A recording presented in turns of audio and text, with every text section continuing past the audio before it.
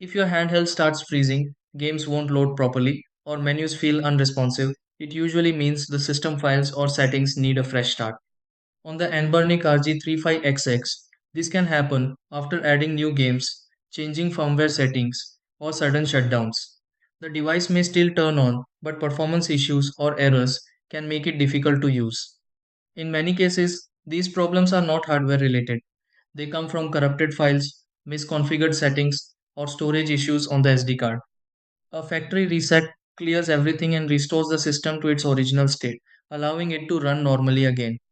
Instead of trying random fixes, these are the steps you can try to fix this and bring the device back to a clean working condition. 1. Turn off the RG35XX completely. 2. Remove the SD card from the device. 3. Insert the SD card into a computer. Or 4. Format the SD card to clear all existing data. 5. Reinstall the original firmware files onto the SD card. 6.